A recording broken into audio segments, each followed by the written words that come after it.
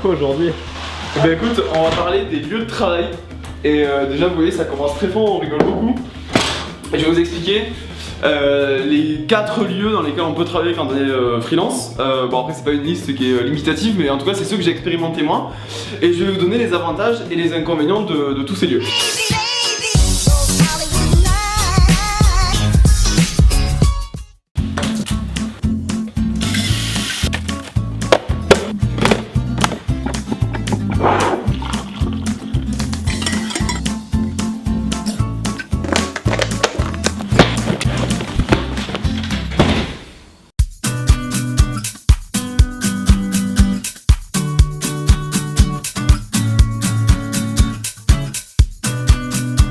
Je suis en train de me battre avec mon petit paquet de gâteaux pour l'ouvrir.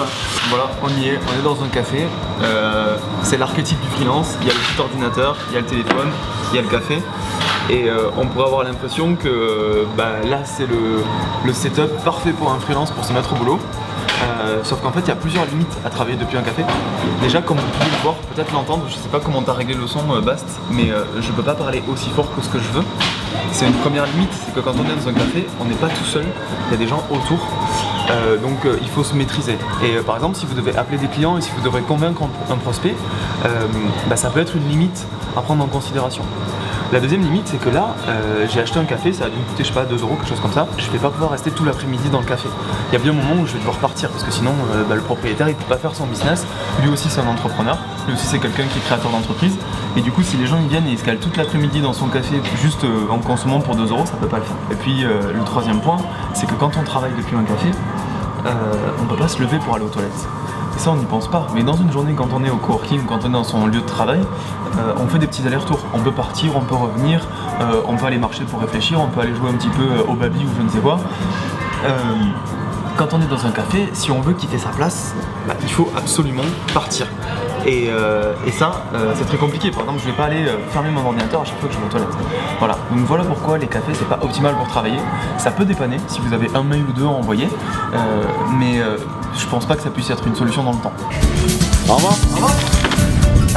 Du coup, ouais, de travailler dans un café, ça va me permettre de faire le parallèle avec ne tombe pas Bast. C'est super dangereux ce genre de flow.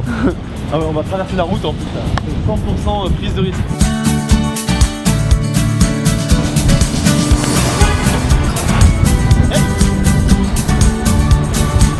Un parallèle entre ce que je viens de dire dans le café et la bibliothèque parce que j'ai testé tous les endroits pour travailler quand je me suis lancé parce que j'avais vraiment pas une thune et du coup j'ai travaillé depuis la bibliothèque François Mitterrand à Paris et c'était plutôt une bonne expérience en fait au final puisque ça m'a permis d'économiser un petit peu d'argent, mais il y a un gros souci et c'est un peu le même que dans un café, c'est un peu les mêmes problèmes. Le problème du bruit, là vous avez vu que j'ai dû un petit peu chuchoter quand j'étais dans le café parce qu'on peut pas parler fort, on a dit tout à l'heure on veut pas déranger les gens autour.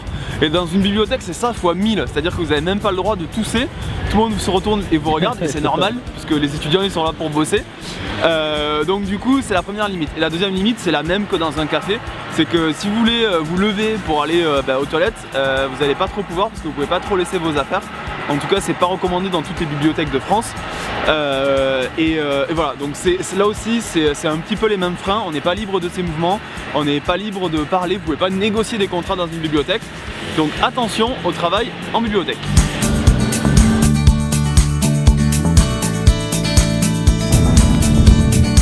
Alors, et à part la bibliothèque, il y a quoi d'autre? Je vais vous parler de travailler de chez soi, et là c'est un peu particulier parce que c'est pas tout noir ou tout blanc, c'est un peu entre les deux, c'est à vous de voir d'après vous si les avantages surpassent les inconvénients ou si les inconvénients surpassent les avantages. Quand on travaille de chez soi, c'est plutôt stylé parce que vous travaillez de chez vous quoi. Vous êtes chez vous, vous avez votre petit confort, vous pouvez vous faire votre lieu comme vous l'imaginez, un petit peu cosy, exactement ce que vous aimez dans un espace de travail.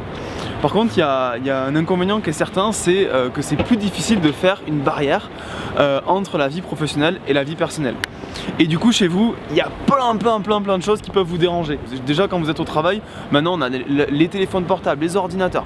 Et là, vous êtes chez vous. Donc il y a la télévision, il y a le frigo, il y a le téléphone fixe. Il y a plein de choses qui peuvent venir s'interposer entre vous et votre travail. Ouais, donc du coup l'idéal c'est d'avoir une pièce à part entière. Quand vous travaillez de chez vous, là c'est vraiment une situation qui est optimale parce que du coup c'est gratuit. Et donc du coup pour que ça marche, il n'y a qu'une seule chose à faire, c'est de prévenir votre famille, enfin les gens avec qui vous vivez, que quand vous êtes dans votre bureau, on va dire le matin de 9h jusqu'au soir 19h par exemple, il ne faut pas que vous soyez dérangé.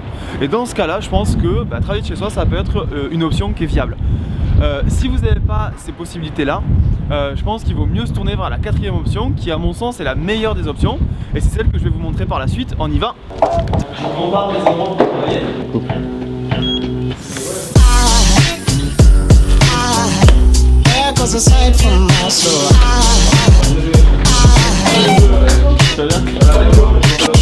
Est-ce que tu peux te présenter et nous dire un petit peu? Oui, bien sûr, je m'appelle Eric Fontaine, je suis cofondateur de l'espace de coworking Le Loft, que vous pouvez voir ici, avec toute l'équipe.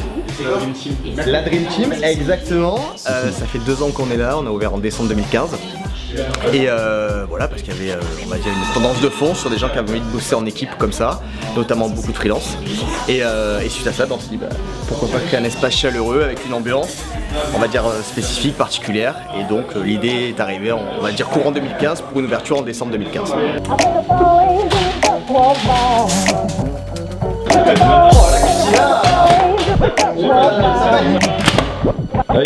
Allez. Ouais, donc du coup, là maintenant je vais vous parler de ce qui est pour moi la meilleure solution quand on est à son compte pour travailler. Et c'est tout simplement un espace de coworking et je vais vous expliquer pourquoi travailler dans un espace de coworking c'est la meilleure solution. Vous pouvez avoir votre place qui est attitrée. Et ça c'est vraiment quelque chose d'intéressant parce que ça veut dire que vous avez votre bureau. Déjà ça change complètement le rapport au travail. Si vous allez travailler dans une bibliothèque ou que vous allez travailler dans un café, vous n'êtes pas obligé d'aller au travail le matin, de vous lever, vous n'avez pas quelque chose qui vous attend. Là, le raisonnement il est totalement différent. On est dans un espace de coworking et on a des collègues qui sont là, ils travaillent tous les jours avec vous. Ouais, c'est motivant. Ouais, voilà, c'est motivant et ça recrée un peu une ambiance de bureau, mais qu'avec les je vais dire les inconvénients, mais qu'avec les avantages évidemment de l'ambiance de bureau. Parce que vous voyez, on peut jouer au baby, on peut discuter avec les collègues, il y a une cuisine, on peut se faire à manger. Généralement l'ambiance est bonne. D'ailleurs si vous êtes dans un coworking que vous payez entre 250 et 300 € par mois et que l'ambiance n'est pas bonne, effectivement je vous invite à changer de coworking, il vaut mieux se faire plaisir. Du coup moi ça fait 3 jours que j'ai posé mes valises au Loft à Marseille et je suis super content, il y a une trop bonne ambiance, ça me permet vraiment de bosser 1000 fois plus que de bosser de chez moi parce que comme tout le monde quand je suis arrivé à Marseille j'avais pas de coworking, du coup j'ai dû bosser un peu de chez moi et là je suis vraiment plus productif. Vous prouvez que le coworking c'est quelque chose qui apporte des opportunités, c'est pas simplement une charge, c'est quelque chose qui va vraiment vous aider dans votre activité. Devinez qui j'ai rencontré dans ce coworking. Bibi. Sébastien. En fait j'étais en train de chercher un espace de coworking à Marseille et je fais partie d'un regroupement de freelance d'un collectif qui s'appelle Digital Village qui m'a indiqué cet espace de coworking et du coup j'ai rencontré Bastien, on a discuté et immédiatement ça a fité. On s'est dit que ses compétences vidéo et moi tout ce que j'avais fait sur le MOOC d'essayer de former les gens à devenir travailleurs indépendants, il y avait sûrement un projet à faire ensemble et du coup je suis avec Bastien, on travaille tous les jours ensemble. Quand est-ce que tu es arrivé au coworking et qu'est-ce que ça t'a permis de faire et toi pourquoi tu veux travailler en coworking? Ici j'ai fait une semaine d'essai, ça m'a bien plu, j'ai posé mes valises ici. Et ce qui est bien c'est que voilà, il y a une bonne ambiance, on peut venir quand on veut, évidemment, on n'a pas de boss, on est notre propre patron. Ouais, t'as les clés en fait du coworking généralement, voilà. Qui te permet de rentrer, de venir bosser le matin, repartir le soir. Bosser la nuit si tu veux, il y en a qui sont en noctambule, qui bossent seulement de nuit, donc voilà, tu peux tout faire. Du coup, on a vu les 4 lieux pour travailler quand on est freelance. 1, le café. 2, la bibliothèque. 3, chez soi. Et 4, le coworking. Vous avez bien compris que moi, mon vote va pour le coworking. Il y a un peu de vent, on est désolé. Il y a beaucoup de vent, on est désolé. Bon, merci d'avoir suivi ce 3e épisode du vlog qui était un peu plus sportif que les autres parce qu'il y avait beaucoup de vent, on en a chié. Mais on est content, on l'a fait. J'espère que vous avez appris encore une fois plein de trucs. J'espère que vous allez pouvoir lancer votre activité et que vous allez trouver le meilleur endroit pour le faire. Ouais. Et du coup, comme d'habitude, on conclut le vlog. Nous, on a lancé ce projet. Évidemment, on n'est pas payé pour le faire. C'est quelque chose qu'on vous donne parce qu'on adore faire ça. et on a envie d'en faire encore plein d'autres. Ouais. Et la meilleure manière que vous avez de nous récompenser, c'est de vous abonner, de liker la page, y a pas de page, n'importe quoi, de liker pardon la vidéo et de la partager sur les réseaux sociaux. C'est ça qui nous aide, donc n'hésitez pas, on compte sur vous et on vous dit à la semaine prochaine.